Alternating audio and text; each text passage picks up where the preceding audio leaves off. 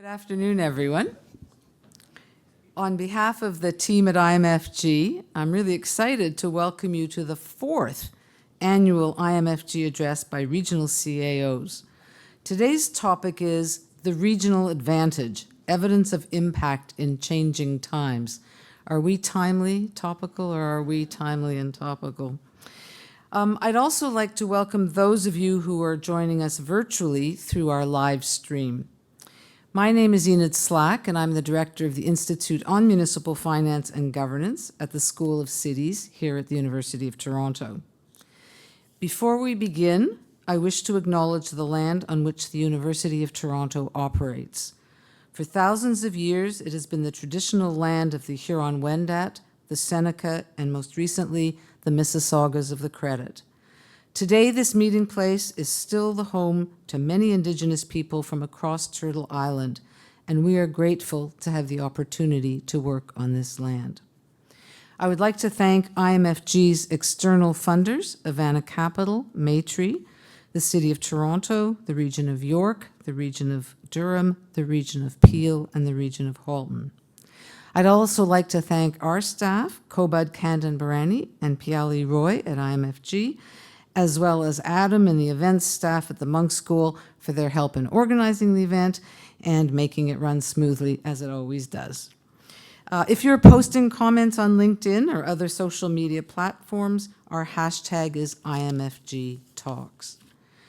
I'm not going to do a long introduction because we do have panelists and a discussion time, but I just want to say that our panel today will be talking about the critical role that regional governments are playing in coordinating large-scale solutions to many problems, growing infrastructure needs, rising demands for social services, evolving workforce environments, and mounting fiscal constraints.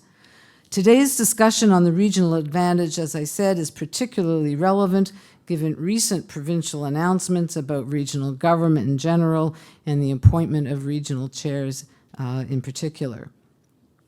We are delighted to have the CAOs of all 4 GTA regions with us today. Gary Kent from Peel Region, Elaine Baxter-Trahair from Durham, Aaron Mahoney from York Region, and Andrew Farr from Halton Region. Our moderator today is Karen Chappell, who's the director of the School of Cities here at U of T. Since we really want to give maximum time to our speakers, we're going to dispense with formal introductions. Their bios are on our website and on the invitation that you received by email. Each of the panelists is going to make a short presentation. They're going to come up one at a time, and that will be followed by everybody coming up to the front and having a discussion with our moderator, Karen Chappell. She will then turn to you, the audience, for questions. So if we could, we'll start with Gary. Well, first thing I have to warn you, I'm just back from Scotland, so I topped up the accent for you today. So thank you, Enid and Alan, actually, for the invitation, and congratulations to you and your team for the continued impact that you have as a voice of calm reflection and much-needed advice. Today, we wish to speak to you about the regional advantage, and that's in financial sustainability, leveraging scale, innovation, and depth, and our impact on community through social services at scale. But the team's asked me just to talk about disruption and where we are just now, because it's really, our foundations are really getting rocked. So I'm just going to take some time on that and let the others carry the rest of the topics. So, warning, there's chaos ahead. Please keep your arms and legs inside the governance model at all times. That's if you understand it. About 50 years ago, of course, regional governments were created by the Bill Davis government in the 70s, at a time when the GTA was poised for rapid growth. They saw the potential for efficiencies in putting growth management under regional bodies. Essentially, they said, let's plan this before everyone shows up. And it worked well for a long time. In 1974, for example, in Peel, our population was 333,000. It's now 1.6 million, a 5-fold increase with a relatively high quality of life. And that model has grown over the years, successfully delivering services and world-class infrastructure, reaping many economies of scale, enabling rapid growth, and acting also as service managers, which you'll hear about today, and acting really as fast delivery agents for provincial and federal policies. And alongside single-tier municipalities, our public health teams and others, of course, delivered an effective response to COVID, the greatest challenge to our society in generations.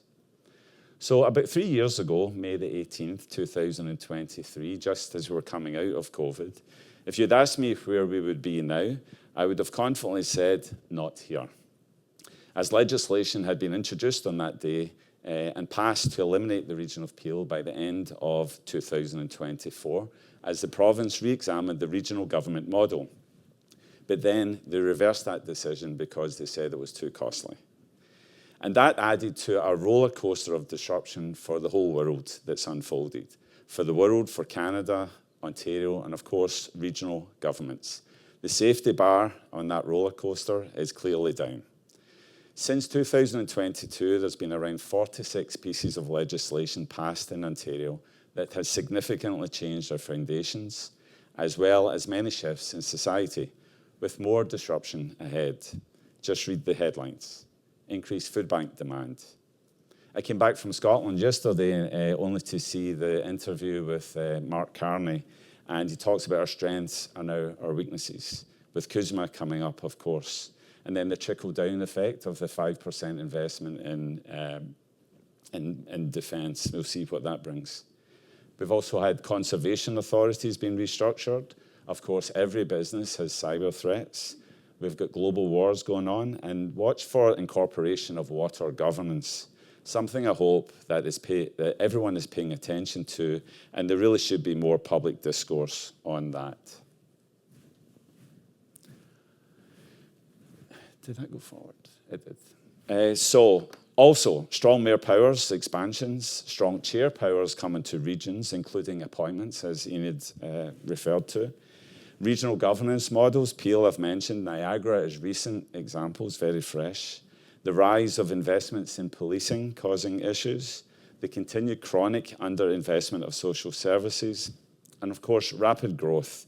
And you might be curious to know that Brampton is now bigger than Mississauga population-wise, but Mississauga has more assessment. So is it representation by population, or is it who pays wins?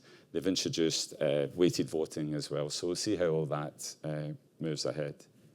So let me focus on some of the more specific impacts.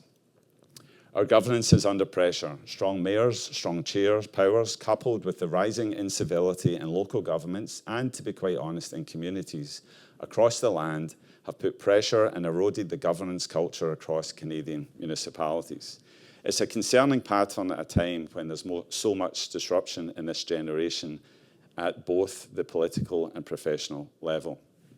And Enid will be very pleased to know we're back to who does what, because nothing says stability like reorganising the org chart mid-project.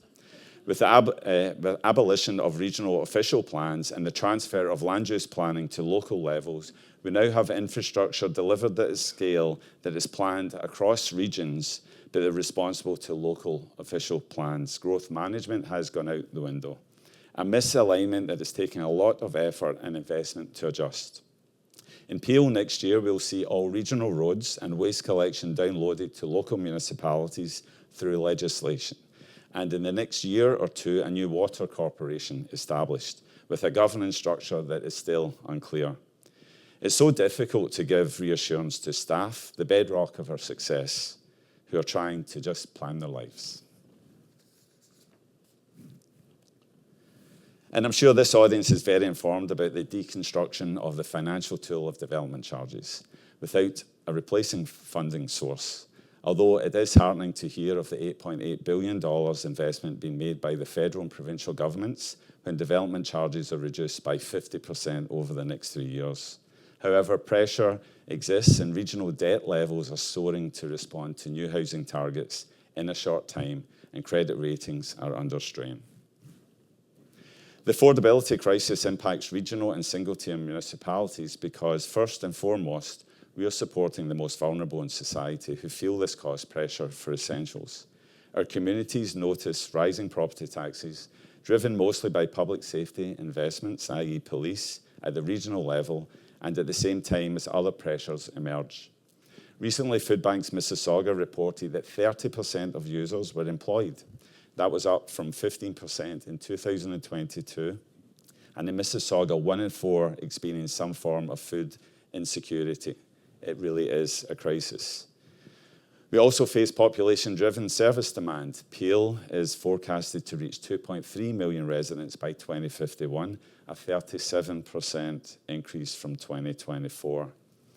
And in the last 3 or 4 years, Peel has added to its population a number roughly equal to the entire population of PEI. And as a result, rapid population growth outpaces provincial funding available for delivery. And there are 2 scenarios that we're really trying to keep the eye on the prize on for our community with all these disruptions. One is reducing service levels for people in need, and 2, people seeing a greater proportion of their property tax bill supporting provincially mandated services. As I said earlier, regional municipalities are the anchor social institution in the regions they serve. When the Peel region dissolution debate came up, it was really a coalition of not-for-profits and community providers in Peel called Metamorphosis really spoke up. They were asking provincial representatives, how would you replace what the region does as a convener for all the groups working to support people? So yes, there has been a lot of disruption. Does anyone want our jobs? Please submit your application after the session, and yes, it comes with a complimentary front row seat to change management. But think carefully. If you're looking for a clean, controlled policy experiment, municipal governance is not that just now. Very difficult to explain the why to many of these issues. But in all candor, this is exactly the point. We're governing in real time, under changing rules, with real service pressures in this era of disruption. Oh, and did I mention it's an election year as well? I'll step away now and yield to my colleagues to share the continued evidence of the impact of what we do, despite of, and to prepare for disruption. And I look forward to the panel discussion afterwards, and I'll ask Elaine to come up. Thank you. Oh, I don't need this. Hi, everyone. It's great to be here today, again, to do our annual presentation. Thank you, Gary, for the introduction. And thank you to IMFG for creating a space for this conversation and for continuing to focus on the real, sometimes uncomfortable fiscal and service delivery questions facing municipalities today. I want to talk about social and community services, not as a discrete program area, but as a system under strain. And that system is operating in a world that is changing faster than our structures, funding models, and governance frameworks. Specifically, I want to talk about social and community services through the lens of regional government. In the province of Ontario, these vital and often life-saving services are delivered by regional and single-tier governments. Regional governments use system thinking, and our services are coordinated and delivered at scale, often benefiting communities that may not be able to administer the services on their own. I'll just use the arrow. There we go. Let's start with the current reality. The world is changing quickly and often unpredictably. Global instability, economic pressure, demographic shifts, and climate change. These forces may play out on the world stage, but their impacts land squarely on municipalities, and often they land first in our social and community services systems. Across Ontario regions, we are seeing compounding pressures, rising homelessness, including encampments that move across municipal boundaries, growing complexity in mental health, addiction, and crisis response, high housing costs combined with low availability, increasing demand for income supports and community programming, a service workforce under strain facing recruitment and retention challenges, and funding models that are reactive, fragmented, and slow to adjust. These challenges are not localized, they don't follow municipal boundaries, and they can't be solved by any single municipality acting on its own. Ontario's social services systems were largely designed in a different era, one characterized by more stable employment, lower housing costs, smaller population growth, and clearer lines between health, social assistance, and housing. Many core programs and funding models were built decades ago to provide short-term or episodic needs, or to address short-term and episodic needs, assuming individuals could move relatively quickly back into self-sufficiency. Today's reality is fundamentally different.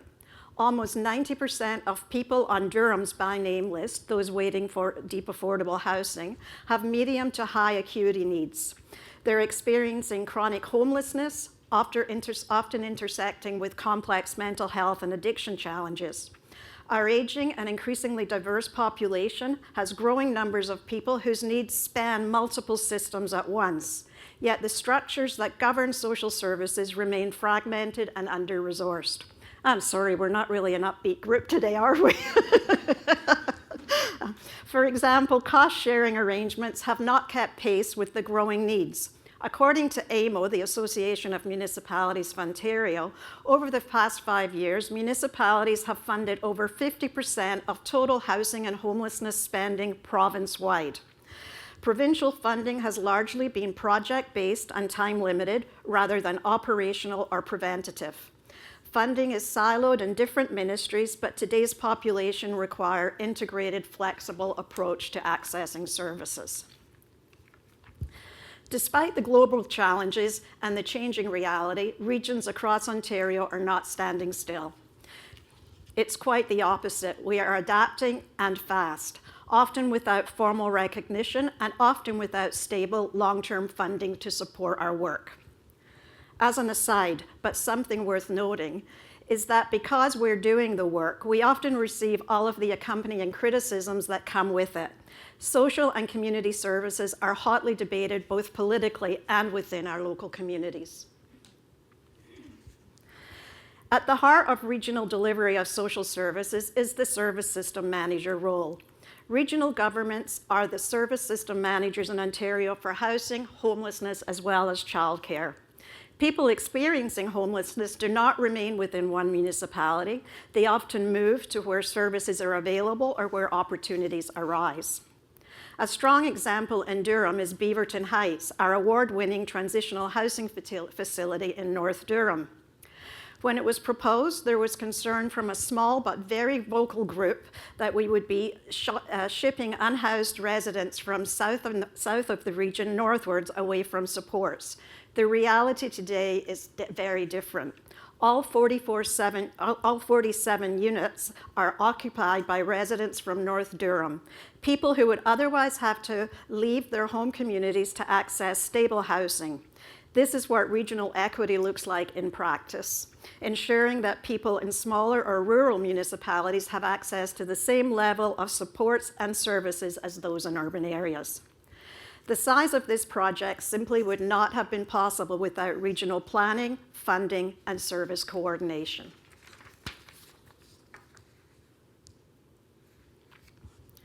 Regional governments are uniquely positioned to observe demands across communities, not just within one municipality, align housing, homelessness, income supports, and public health responses, invest upstream rather than reacting program by program. For example, regional homelessness systems increasingly plan beds, outreach, and housing placements based on the movement patterns of those citizens that require the service. One concrete example is our primary care outreach team in Durham. This is a partnership between our social services and health departments pairing an advanced care paramedic with a social worker. They provide essential year-round outreach to people experiencing homelessness and extreme vulnerability anywhere in Durham. And I must say this example is from Durham, but my partners across the regions have very similar programs structured to meet their local needs. This was one of the first programs of its kind in our area, and it works because it operates at regional scale. The team can be deployed where need is highest, regardless of municipal boundaries, and can connect people into housing, healthcare, and income supports without fragmenting responsibility. The impact is that one team can support people across the region to manage chronic illness and care for wounds, reducing the number of emergency room visits and reducing the overall cost of the broader healthcare system. This is just one example of coordinated support that puts people first and reduces the cost to all of us. That is the quiet strength of regional government. We manage systems and supports that cross borders. Another example is the creation of a community safety and well-being plan. These plans were mandated by the province and serve to ensure residents feel safe and have a sense of belonging, and that their needs like healthcare, food, housing, income, and social and cultural expression are being met. Durham Region integrated the delivery of community safety and well-being outcomes into our regional community program delivery, and we applied for grants to fund additional work. With money from the Building Safer Communities Fund, a federal program, we provided training to build capacity in not-for-profit organizations across Durham. This strengthened the ability of community partners to deliver sustainable programming rather than short-term or ad hoc interventions. We also created a region-wide microgrants program designed to reach small, emerging, or grassroots organizations to support leadership development, recreational programming, and violence reduction. The region has turned the Community Safety and Wellbeing Plan into a community-wide initiative. Regions are, by design, natural collaborators. We are increasingly collaborating with each other. The sharing of information has yielded some incredible results, often administered with the benefits of lessons learned from our neighboring regions.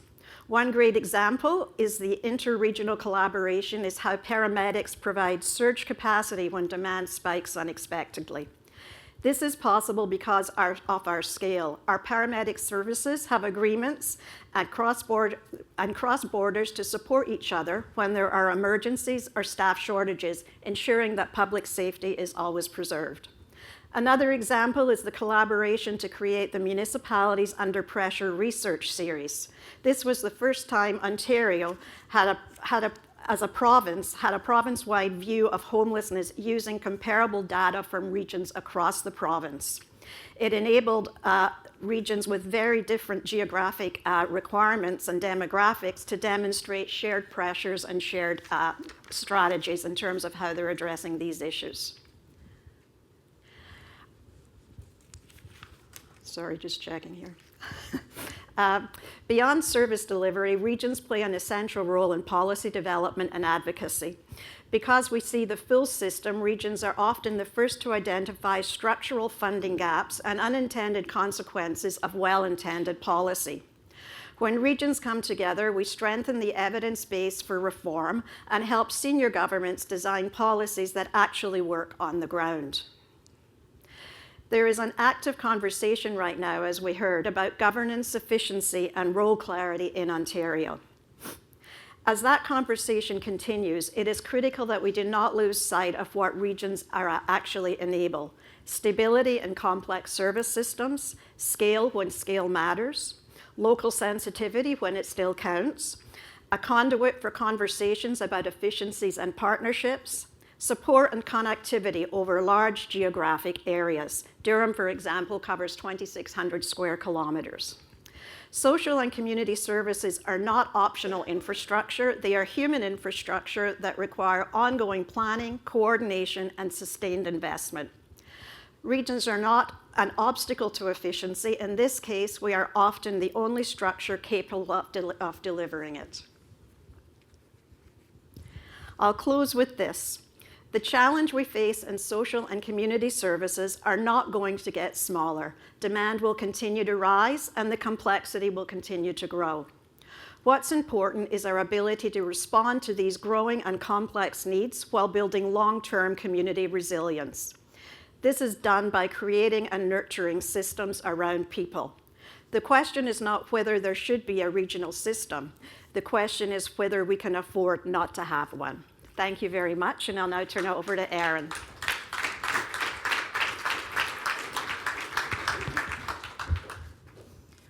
Well, thank you, Enid, for convening this meeting to you and IMFG on such an energizing topic this afternoon. I don't think anyone's going to fall asleep as we talk about this. And Elaine just did a great job at outlining how our regions are supporting the complex needs of our residents every day.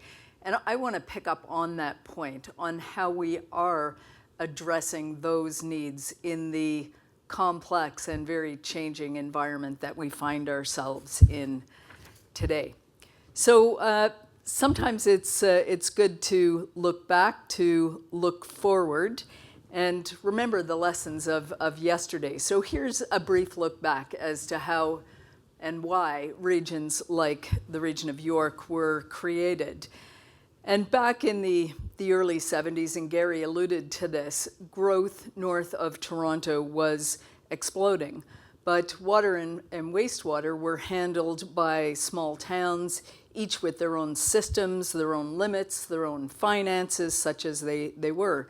And we know water and sewage don't respect municipal boundaries. So we had to address this challenge. The province had to address this challenge, and they did so by building and supporting treatment plants and pipes to be built and established at a regional scale, and in doing so served those growing communities safely and efficiently. And so regional government made that possible, and it was not just through the shared pipes and treatment plants, but through the professional workforce that was created. The engineers, the operators, the inspectors focused on delivering that complex long-term infrastructure. And along the way, the Region of York became an organization capable of designing, financing, and running integrated systems that protected public health while supporting growth. And in many ways, the region was built so the invisible work of water done by skilled people could keep pace with a booming GTA. So the challenges that I've mentioned, growth and complexity, today we're experiencing those same challenges, including the related matter of infrastructure delivery. But I think what's really changing and at play today is the convergence between all those factors. If you look at this sort of complex Venn diagram on the screen, and the scale of those pressures, along with the need to future-proof our workforce so it remains ready to address these challenges. The pressures you see here, they're linked. Our residents depend on housing. Housing depends on infrastructure. Infrastructure depends on funding and plenty of it. And all of that depends on credibility in execution. So at the end of the day, we're no longer just delivering services. We're managing these large interconnected systems and forces at a time of just enormous demand, immense fiscal pressure, and changing public expectations. And our residents too are feeling these pressures, and you can see here what's on the top of the minds of our residents: public safety, housing, traffic, growth, and transit. And these are not issues that exist in isolation. They're system-level issues, and they reinforce very significantly the importance of the work that we're doing to keep all our regional workforces delivery focused on what matters most to the people across our communities. So let's talk a little bit more and maybe go a little bit deeper on what we mean by our regional advantage, because we all believe quite strongly in this regional advantage. And I think it comes down to three things. The first is the scale of capital. And that's important because regions have the financial capacity, we have the balance sheets that are needed to access the capital markets. We carry significant debt. York Region alone has debt in excess of $2 billion. We can think long-term and pace the delivery of our multi-billion-dollar capital programs to ensure the infrastructure is in place when it's needed most. The second, I think, is innovation, and innovation in systems delivery. And this means that we're leveraging not just our expertise, but global expertise, and we're adopting and implementing innovative capital delivery models, connecting systems across regional boundaries. We're infrastructuring our built capital and ensuring the most efficient use of our capital investments, our literal sunk capital. And finally, and very importantly, is this third factor here, our regional workforce, the scope and depth of that workforce. We have the expertise and the capacity to execute multi-billion-dollar capital and infrastructure programs. And not only to build them, because remember, the capital that we build in the first place is just a small percentage of the total life cycle costs, but also as the asset owners to sustain and make the right kind of business decisions to sustain those assets throughout their life cycle. So I think these three factors are the regional advantage. This trifecta enables us to deliver in a way that we can be counted on and serve the needs of our residents in a cost-effective and efficient way. Scale does matter, and it makes sure that the services we deliver are reliable and cost-effective for the millions of people that we serve. And I think history tells us, and I've given you a little glimpse into that history, that when those systems become fragmented, risks increase, operations become more complex and faulty, and as a result, value for money diminishes. So scale, which is the regional advantage, allows our workforce to expand our infrastructure. So it's very complex to expand infrastructure. If you want to just focus on expanding infrastructure all day, every day, very complex problem. You want to operate that infrastructure and get 100% all day, every day, also possible, very complex. You want to do those two things at the same time? Think exponentially more complex. And that is what the regional advantage brings, is we can do both those things at the same time. Grow our infrastructure, meet the needs of growth, and drive operational excellence and innovation, all in service of delivering better outcomes for our residents. So, of course, we're thinking about today, and we're focused on tomorrow in capital delivery, and that's a very good thing, because the billions of infrastructure that we put in the ground are, of course, here to service you and me, but they're also here to service future generations. And over the last several decades since the regions were formed, yes, we continued to do capital delivery, but that capital delivery has fundamentally changed. Our workforces address the delivery pressures well before the projects even begin. Environmental approvals, you might have heard of those. They are quite rigorous and lengthy to get. Public expectations, high, even extremely high. Procurement processes complex, and innovation is not a nice to have. We must have innovation in delivery.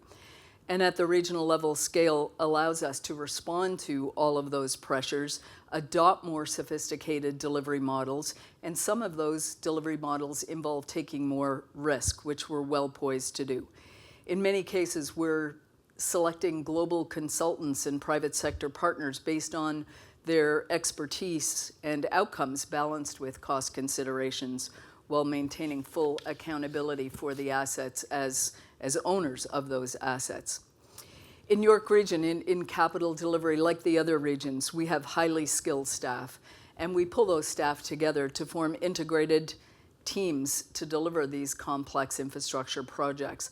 And that depth and diversity is an advantage, because delivery is about having the full expertise to manage risk, navigate complexity, and sustain those assets over time. And our scale, as I've mentioned, it allows us to access and leverage global expertise, and to also have clear expectations for knowledge transfer back to our teams. And at the end of the day, ownership of the assets and risk management in critical service delivery, it sits with us. We're the asset owners, we're responsible for those outcomes, and our workforce attributes enable us to well manage that complexity. So across our regions, we are working every day to evolve and future-proof the capacity of our multifaceted workforces, both on what they are doing technically, and as I've mentioned, that's complex, but also how they do it. And when we make those investments, we know that the results are tangible for our communities.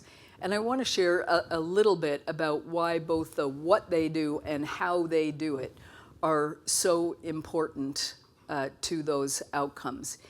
In York Region alone, we are delivering essential services to over 1.3 million residents. And as both Elaine and Gary mentioned, this isn't possible within our boundaries alone.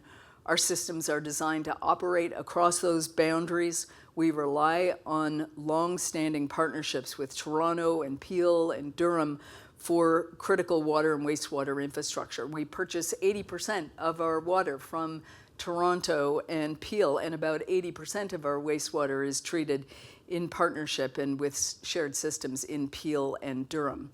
So you can see that relationships are vital. These cannot be transactional relationships. They're long-term integrated capital and operating partnerships. They're built on long-term thinking, shared investments, collaboration, and trust. And delivering at that scale involves people that are okay in working across boundaries without direct control.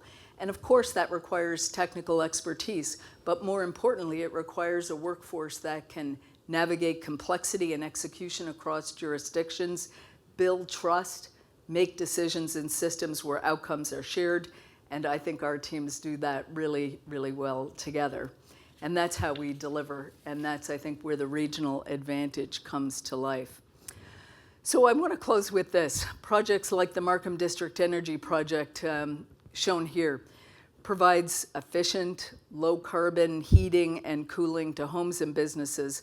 And this project shows what's possible when scale, innovation, and partnership come together. And this project is just one example. It's the largest global project of its kind. And it's, as I'm mentioning, a great example of the roles regions play in enabling innovation by bringing together the right partners, the right capabilities, and a long-term perspective.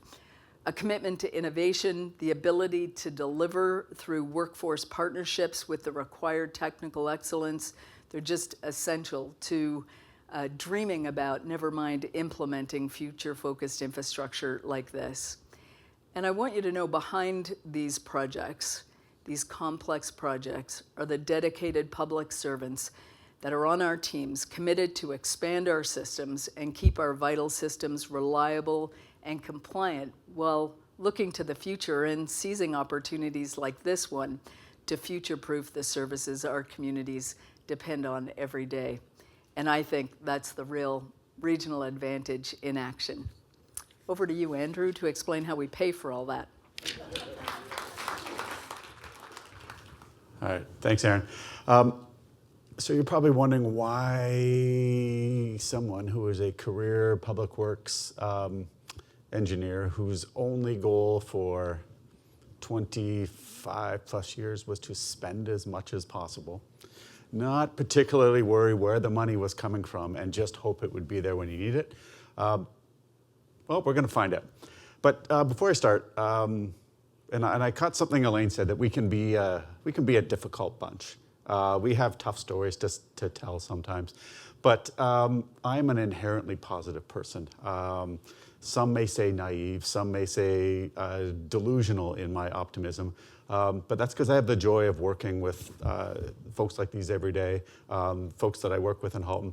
And there's another, and it's not mentioned because it's a financial-based presentation, not a feel-good presentation, but one of the inherent good things about that might be the regional advantage is actually how we work together.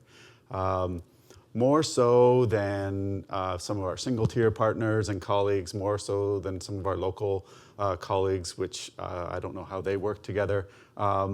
This group of regions around the province, there's something different about us. There's something about the culture and how we work together that everything that my colleagues have talked about, like innovative things that they've done, we've all done it. And if something cool happens in Durham, it doesn't take long for it to pop up somewhere else. Sometimes we pass it off as our idea because we hope they won't check. But we all challenge each other. We all call each other when maybe things aren't great, and we do it in a very non-flashy, quiet way.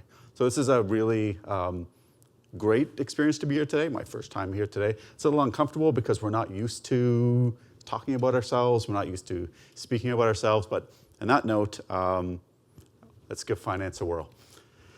So, I am honored here to be today. Thank you, Enid, for inviting me. Thank you for putting this on. Very professional. I'm intimidated. So how would we define financial sustainability in a municipal or regional context? So So what is financial sustainability? It's essential to our municipal lives. It's essential to the survival of our organizations. It ensures an organization can meet its current obligations while maintaining long-term stability. It's about being able to provide services today and well into the future. Key components include reliable and predictable revenue. Fairly important. For municipalities, services should be funded from stable, sustainable revenue sources. Our revenue tools are limited, and they primarily include property taxes, user fees, the dreaded development charges, and funding from senior levels of government. Municipalities rely primarily on property taxes to generate these revenues. Ontarians currently pay the second highest property taxes in the country at $2,200 per capita, but that needs a little bit of context. Because in Ontario, municipalities deliver, and in regions in particular, the broadest range of services and own and operate the majority of public infrastructure in comparison to our peers across the country. Responsible spending is equally important, I have learned. Municipalities must plan, monitor, and align spending with strategic priorities. And unlike other levels of government, municipalities are not allowed to budget for a deficit. So disciplined financial management is critical. Reserves provide financial resilience. My apologies. They help us manage unexpected events, smooth fluctuations in spending, and reduce the impact of an economic uncertainty. Long-term planning supports future readiness. A look-forward financial planning horizon helps ensure we can meet future commitments. All these help maintain long-term financial stability. Finally, maintaining a strong credit rating matters. So what defines service delivery in a regional context? As you heard from my colleagues, scale matters. It matters for core services, such as water, wastewater, transportation, waste, social services, public health. And scale enables a standardized prescriptive service, which many of ours are, where consistency matters and improves our financial sustainability. The reality of these municipal services, many of them offer little operational flexibility.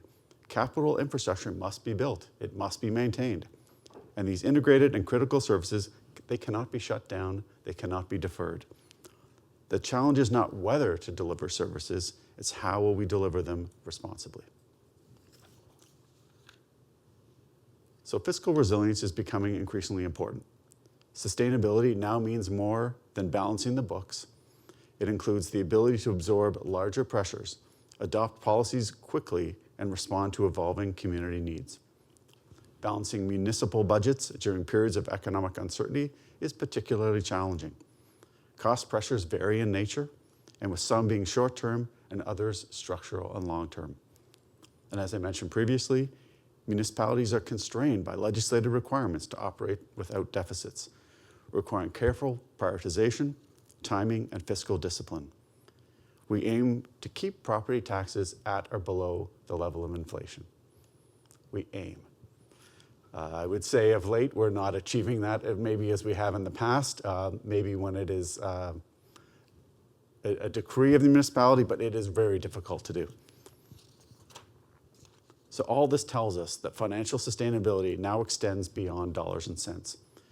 It includes that our services remain adequate and reliable. They maintain the health and municipal infrastructure, strengthening relationships with other levels of government. We need to use debt, and we need to understand the relationship of growth and its financing. So what are these key pressures?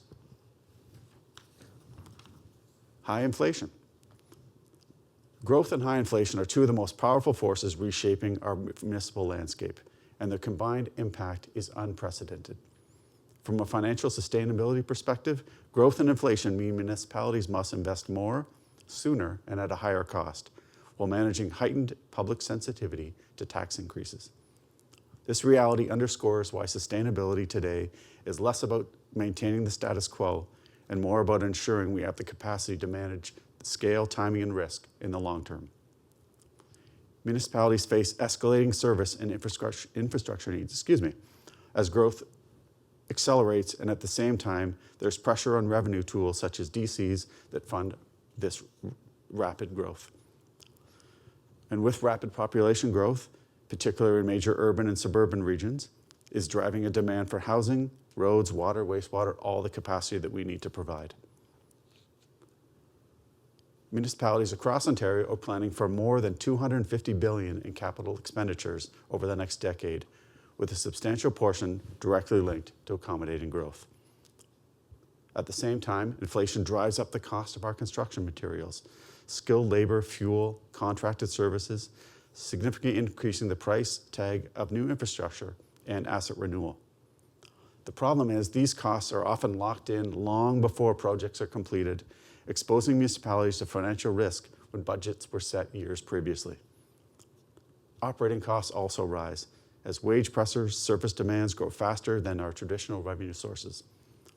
Property taxes, while still being our primary revenue tool, are increasingly strained as mechanisms to fund growth and inflation-driven cost. And for residents and businesses already facing higher costs of living, there are clear limits to affordability. Infrastructure and housing pressures now sit at the center of our municipal land.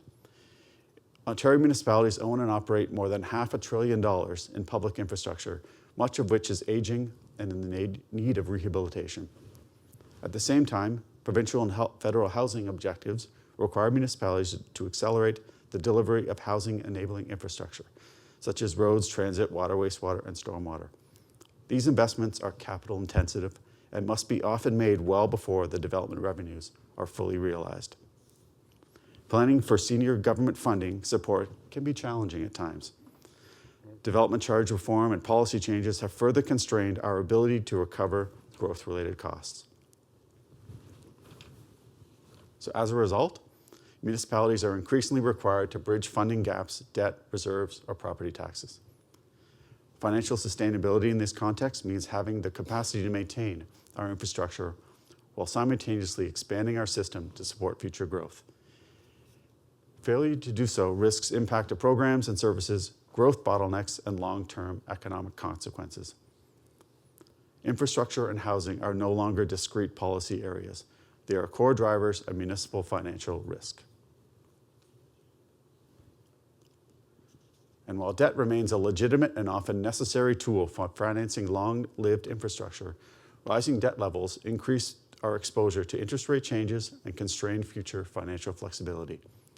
Recent analysis shows that some Ontario municipalities are experiencing significant increases in our per capita debt, driven largely by major infrastructure projects. Importantly, these trends are not uniform across the province. Some are containing this debt using other tools, while others face rapidly rising obligations. This divergence highlights the importance of a regional lens while assessing financial sustainability. High debt levels are not inherently bad, but they require strong revenue growth, disciplined asset management, and stable intergovernmental support. In today's environment of higher interest rates and fiscal uncertainty, debt decisions carry greater long-term risk. Financial sustainability therefore increasingly involves careful consideration of debt affordability and alignment with long-term community outcomes. So I said I'd get there. A modern framework for municipal financial sustainability must integrate financial, social, and infrastructure considerations into a cohesive, forward-looking approach. Sustainability today means maintaining service levels under inflationary pressures, investing in growth-enabling and state of good repair, responsibly managing debt, and responding to complex social challenges. It requires predictable, stable funding relationships with senior government and revenue tools that align with our municipal responsibilities. Data-driven decision-making and long-term scenario planning are increasingly important for identifying risks and opportunities before they become a crisis. Perhaps most importantly, sustainability must be understood as resilience, the capacity of a municipality to adapt to change while continuing to deliver outcomes that support economic prosperity and our quality of life. This is essential to form the foundation for dialogue about the future of municipal finance and governance, and financial sustainability should continuously be reviewed and updated, just like municipal governance, based on the ever-changing need of the municipal finance team. Thank you. So thank you all for that primer on regional municipalities. So IMFG framed this event as being about regional advantage. That's actually also the title of a famous book about Silicon Valley. IMFG also asked for evidence of impact. So I want to talk about both those things. So first of all, the evidence piece. So we're at a point where, as we've seen from all your examples, the regional municipalities are collaborating in many different ways and achieving economies of scale. So first, is there a case to be made that you're achieving more in terms of these scale economies, working horizontally, collaboratively from the ground up, than the province would have achieved working from the top down? And second thing is, if this is more effective, how do you make the case to the public? And I'll take any of you. Well, I'll start. I'd say it was their idea first, the provinces, because they saw, I mean, in the case of York, these small plants that were failing, and they took the bold steps forward to create the regions and provide the funding for those early infrastructure projects. And I think then, since then, we have been able to run with it. So we have been able to leverage the model and, based on strong business cases, come up with these cross-boundary solutions ourselves. So I think I'd probably argue, at least in the GTA, the need for a top-down solution to add more value than what we're unlocking ourselves is not needed. But for others that may be at a different stage in their evolution in different geographies in the province, there may be some need for some provincial frameworks. But I think they got us going, and we've just run with it and probably achieved solutions that they never dreamed possible. I think the one thing I'd add to that also is at the regional, even local municipal, although we're not talking about that today, you have qualified staff that know how to implement operations effectively, both in terms of capital as well as operating major complex infrastructure. I think that is why a purely top-down approach does not work. I think even when the province has a certain objective that it wants to communicate to regions, it's always better to work with the regions in that development process, because ultimately it's that expertise within the staff that is going to have to implement the policy effectively. And the one thing that regional government does know how to do is get infrastructure in the ground and make sure it operates at world-class standards. From what I've heard, when water became a regional asset, it was in pretty bad condition. And as Erin said, regions before me sorted that out. I think there's an adjacency thing as well to water and public health. And in the Walkerton inquiry, that was actually documented that was a positive. So as we watch the utility take shape, that's another risk. There's several risks that have to be watched in that experiment, I guess I would call that. In terms of making the case to the public, I think that's the regional disadvantage. Certainly in Peel, because the regional councillors who are great, of course, but the local offices are in the local municipality, and I feel this isn't a disparaging remark, but I think they would agree.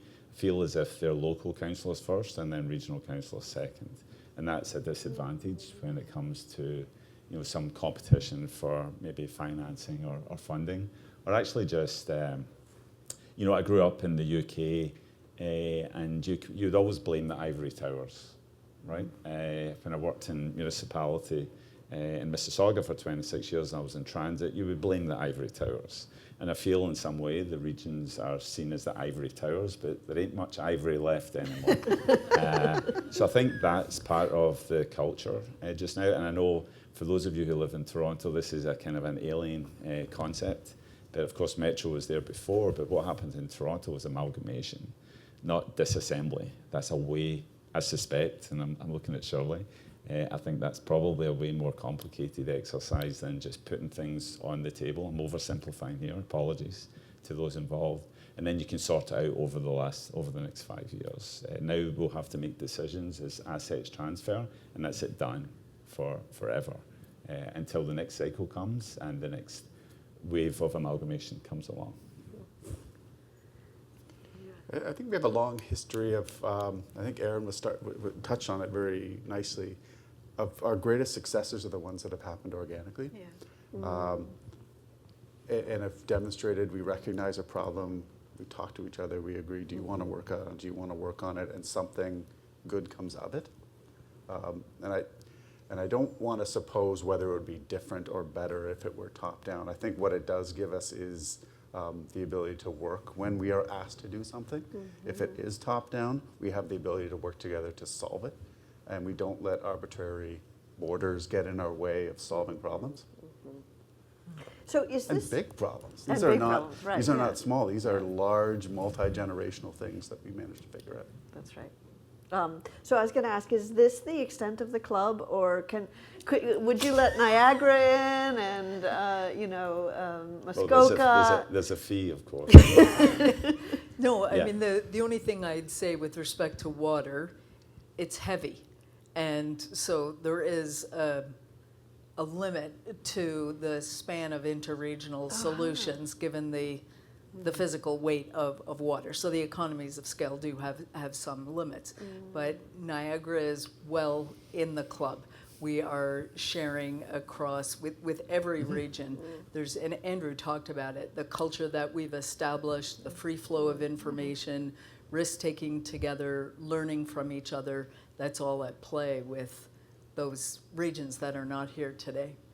Waterloo too. Yep. Yes. Yes, 100%. of course, Waterloo yeah. yeah. In fact, we talk every Friday morning Yeah. for half an hour just to check in. But we also talk to local municipalities. I mean, we're fairly collaborative with them, and sometimes politics gets in the way of that. But our treasurers meet quarterly, and our planners, when we had planners, were meeting there. Our engineers meet. It's all. Having worked in the private sector in the UK, the level of collaboration is just outstanding, and it's non-competitive. It's actually. Municipalities maybe from an economic development perspective compete, but not many other areas. So, and there's Marco, there's OBCM, there's lots of venues that we bump into each other and smile at each other and share stories. See, you're being uplifting in spite of yourself. Yes. Right? We try. I want to shift topics here, and I want you all to start thinking about your questions because we're going to go to you in about 5 minutes. But I would like us to think a little bit about the federal level and what's going on. There's two big shifts, at least. Well, there's many more than that, but the ones that crossed my radar in the last few weeks are, number one, the Build Communities Strong Fund, and what that means for your existing funding streams, and number two, the shift to defense spending and the gradual. Now we're at 2% of GDP. We'll be at 5% in about 6-9 years. So, what does that mean for your regions? Yeah.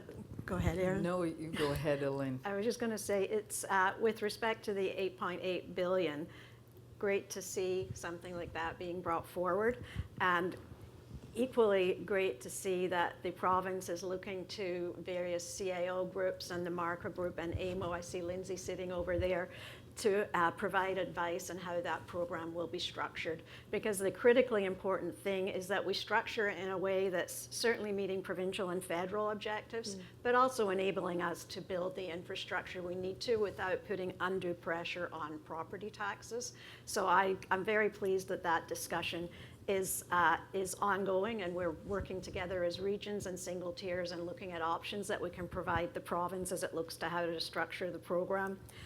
From Durham's perspective, the investment in military is a positive thing. We have a lot of, with General Motors is obviously a huge employer in Durham, with many of the supply chain also resident there. So opportunities to diversify into investment in infrastructure for the military is an opportunity for Durham during these difficult times with the U.S. Trade negotiations, et cetera. So I think there is some positive outcomes.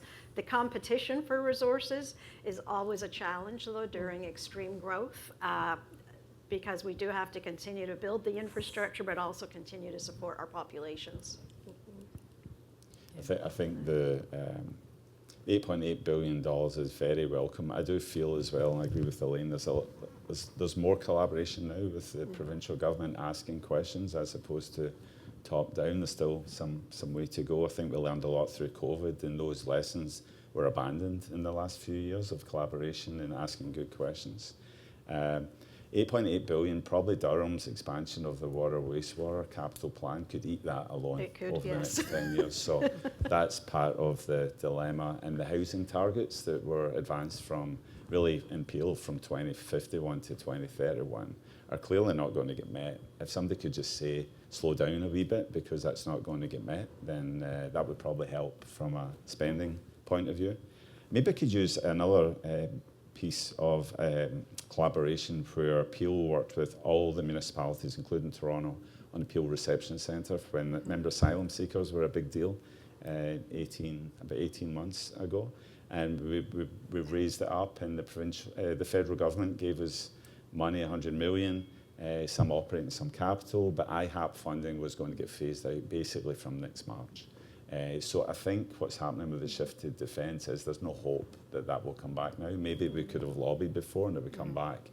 So I was actually talking to one of our colleagues in the audience today about thinking about, okay, what can we do with that from a dual purpose point of view? And maybe it's reframing our language around some of the assets we have, because dual purpose can be for defence as well as for ordinary times as well. Pearson Airport is a border. What does that mean? Is what opportunities are there for attracting funding that counts to the 5% there. So I think we don't know yet. The programme designed for the $8.8 billion hasn't been achieved yet. So how long will that take? Get the money flowing, because it's needed now.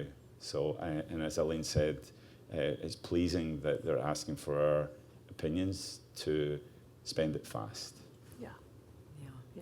We're aligned. I think on defense, for sure, it's great news for any of us that have auto or auto adjacent that can pivot. And for us, I mean, I think it's also pivoting, you know, as Sabine said, to an audience that included our local municipalities. Maybe we just need to run around and paint some stuff army green and have it qualify for the 5%. But, you know, I think we need to start, and Gary's spoken to it, like think about how do we reposition some of the things that do have those dual purposes and get a credit against that 5%. But I think on the surface, that competes for big investments. Transit comes to mind, and so I'd say we'd probably have less optimism about that than we did before the defense reinvestment, as worthy as it is. About to go to you guys for questions. One quick one. I'm just thinking back to this regional advantage illusion, and I'm just wondering to you all, what is the regional advantage of this region? If I'm a new business or I'm a resident, why do I want to be here? Yeah, I get asked that as an immigrant. I get asked that question all the time, and I always say it's a peaceful society. It's a great place to live. It's we remember it wasn't too far ago that the Richard Florida ethos was taking grip, and I think we all have got plans and we've done things to create that knowledge economy. And as an immigrant, I came here to raise my kids for a reason. And I think that's what's in here about what we do every single day, because you contribute in those ways that don't get your name on a plaque, but you've actually contributed, and you know you have, and you can tell your family what's going right here. And lots of things are going right here. Just back from the UK, it's been no growth for a while. They're not planning. They're desperate for growth. Nothing's happening. And I think yesterday I heard that Canada's been forecast for 1.3% growth. So we're not stagnant as well in these difficult times. Yeah. I think there's lots of reasons from a head and a heart perspective to choose our regions. I mean, from the heart, like community safety, community connectedness, feelings of belonging. When we do polling, we see that those are high in our residents. From the head, it's if you're a business coming here, the quality of the workforce that you can get, the quality of our systems. We just talked about, best in the world drinking water, wastewater treatment, public health. And as much as we, as senior executives, we think about these things from a challenge perspective and opportunities to improve. If you look at us compared to other geographies in North America, we're ahead. Yeah, For sure. you're all being uplifting again. And the average person that doesn't think about governance every day and doesn't think about politics every day, things are booming. It's net job creation. It's a safe, like all the things that Aaron put up there of what people worry about, we've got ticked. Yeah. Or we've got movement on. So it's, the dire feelings are constrained to a certain part of us. Yeah, mainly because we're driven to constantly be improving our services and social services. You're constantly wanting to try to expand them to meet the growing population. But the reality is we do have a very strong safety net and we are able to respond. And we do work across boundaries. So for example, in the refugees, if we have an inflow that we can't accommodate, I would call one of my colleagues and we would work together to find space. So it is a very welcoming and safe Greater Toronto community, I think. Well said. Okay, the hard questions. In the back, I think.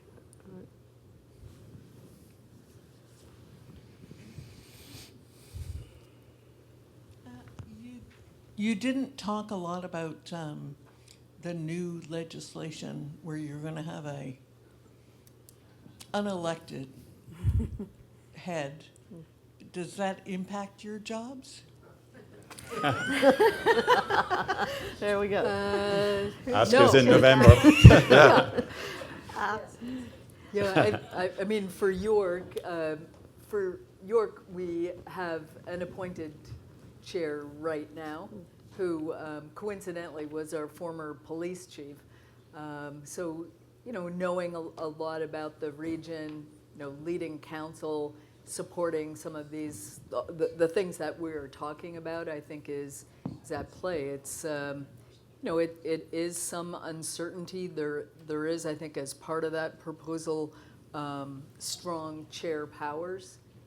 So seeing how those roll out both in the exercise of those and the circumstances in which they'll exercise them, I think will be an interesting thing to see as the future unfolds. In Durham, we have a directly elected chair across the 2,500 square kilometers, so it is a big change for us having an appointed chair. And certainly the strong chair powers, assuming the legislation passes, does have a very material impact on the role of CAOs and also on the role of other senior staff within the municipality. So we are going to have to work carefully with our chairs to make sure that we are keeping our staff comfortable and secure and continuing to deliver excellent service, but it's definitely quite a big change.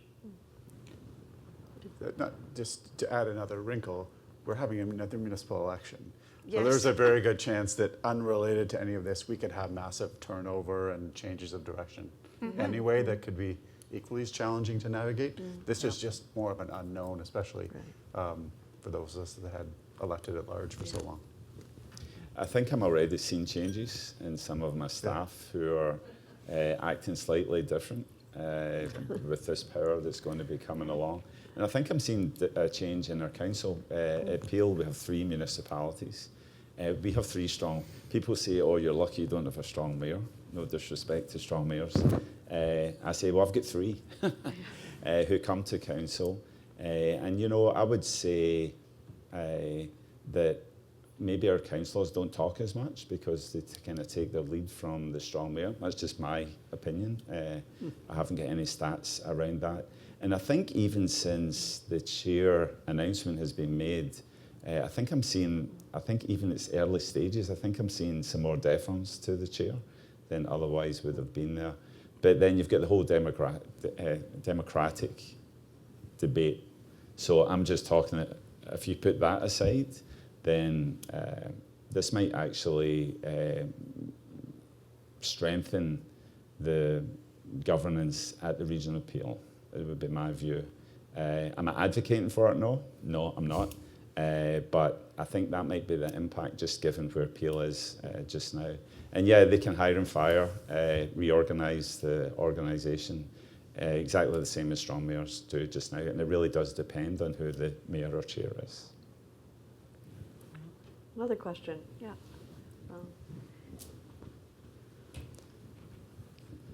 Thanks.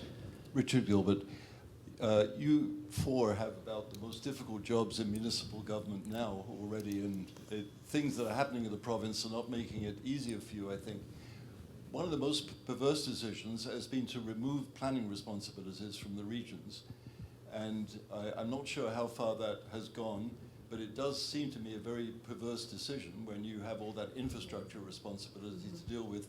I wonder if you could just say a little more about that, how it's going, and what its consequences will be. Erin, do you want to start? Because you talked a little bit about that. Well, I'm already in trouble. Yeah, I mean, it's a great point. I think for all of us, while the dates, the specific dates might have been slightly different, we're probably a full year almost into the implementation of this new world.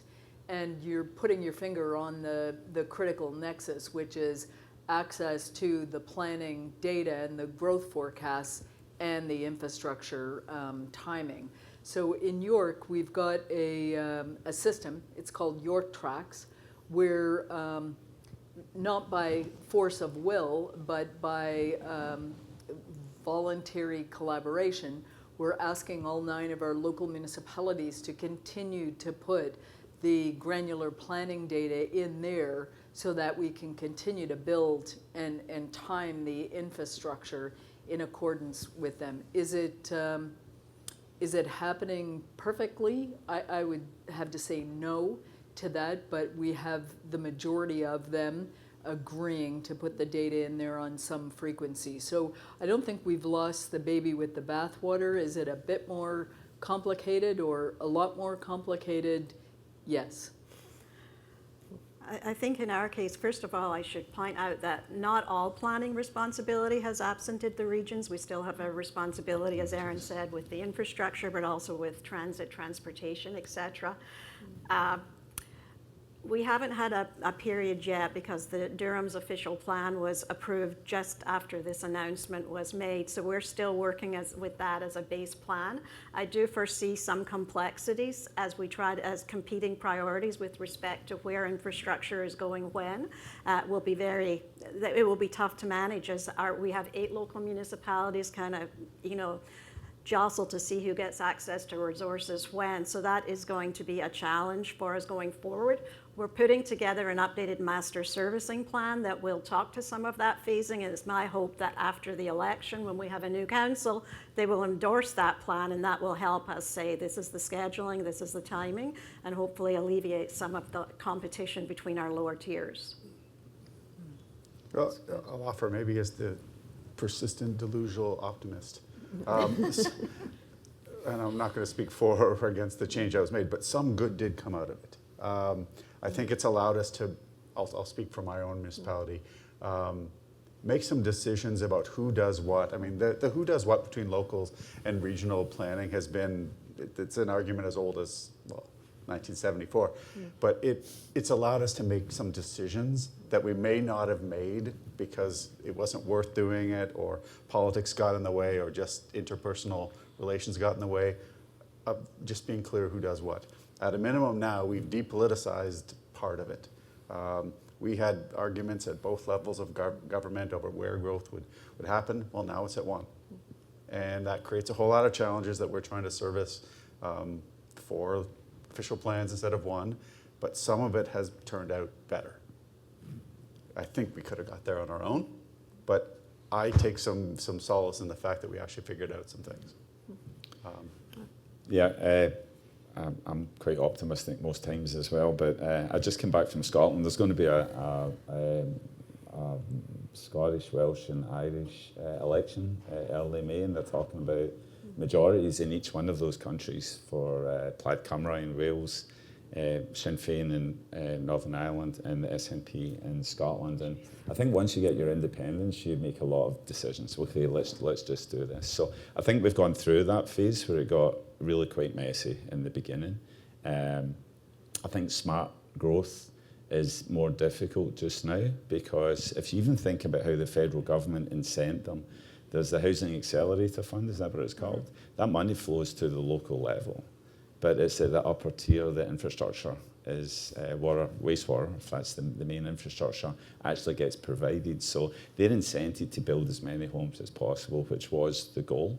But there's a disconnect in terms of policy and funding, because how do you get the pipe there? And if the pipe is, 3 miles if the house is getting approved further away than it would have done under a smart growth environment, then that's actually a more expensive model. But I would say it's better now than it was. The first few months were very, very difficult. Yeah. Partly us not wanting to let go and making sure staff did let go, but partly the independence factor as well. One last question, yes, in the back.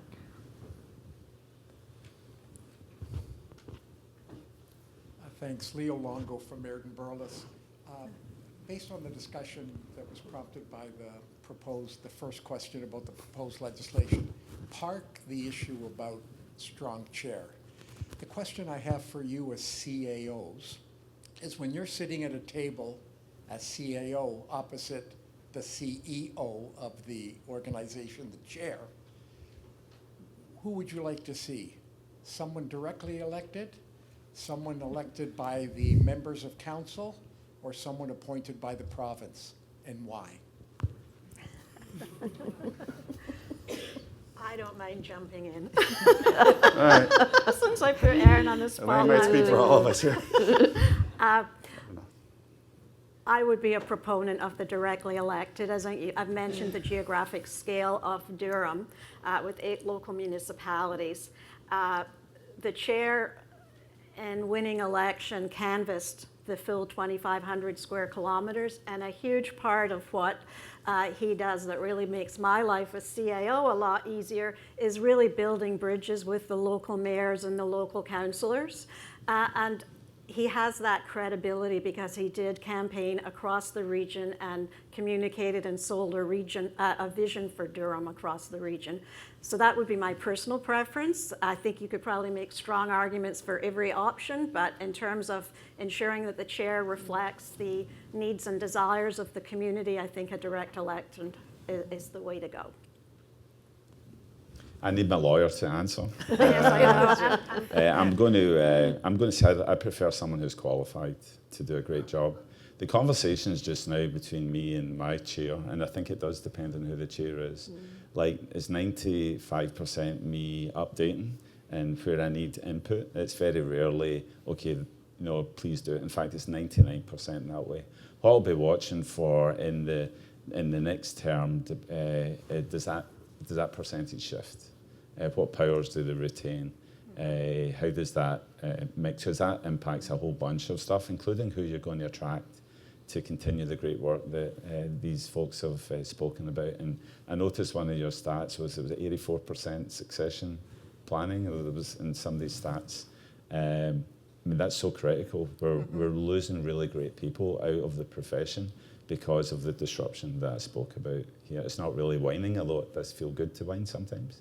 It's really who wants to be the next CEO, and I could tell you there's people that have opted out of that based on everything that's gone on.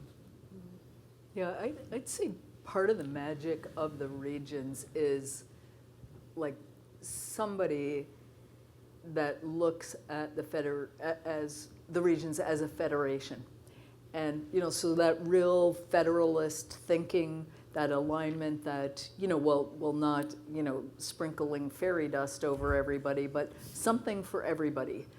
There's small communities and large communities really a bridge builder with members of council, with the public, a strong business mind, someone that understands the priorities, that can really engage with us as leaders of a large complex workforce on those priorities, and can give us that political lens and marshal council forward. So I think howsoever they assume the seat, those attributes are really life-changing in these roles. Yeah, I would offer a similar answer. I think I've had the luck's an interesting word, the luck of working for all three types of chairs in my career at more than one municipality. And honestly, it's been the person that's made it 100 times out of 100 versus how they ended up in the seat.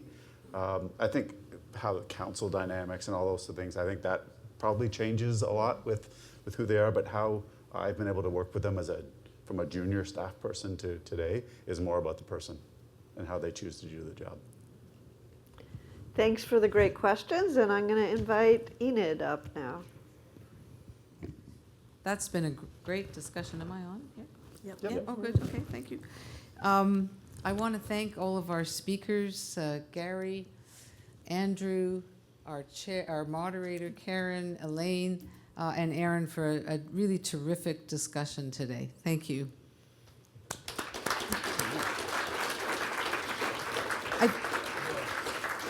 I think it's been a really interesting discussion. The title was The Regional Advantage, Evidence of Impact in Changing Times. And we came up with that together, by the way. That wasn't an IMFG dictated title. That was a group decision to make that our topic for today. And I mean, these really are changing times in so many ways.